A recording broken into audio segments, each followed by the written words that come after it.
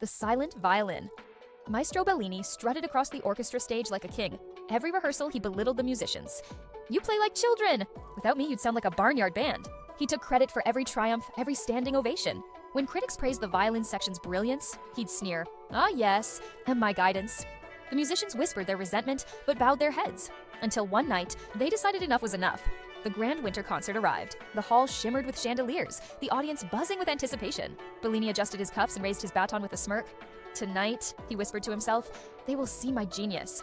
The opening piece began, strings, brass, woodwinds weaving together. But when Bellini gave the cue for the violins to soar, silence. Row upon row of violinists sat poised, bows lifted, eyes locked on the maestro. Not a sound. Bellini's face flushed. He gestured frantically, stabbing the air with his baton. Still nothing. The rest of the orchestra played on smoothly, having rehearsed this moment in secret. Without the violins, the piece sounded hollow, exposing Bellini's bluster for what it was.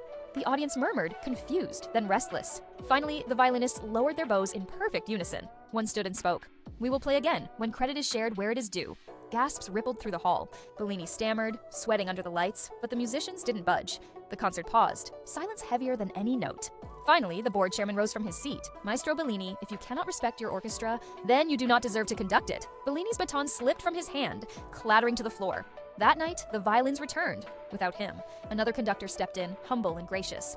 The music soared, rich and alive, bringing the audience to tears. Bellini sat in the shadows, powerless, forced to watch as applause thundered for the musicians he had mocked. And when the final ovation shook the hall, the sweetest sound was not the violins, but the silence of his downfall.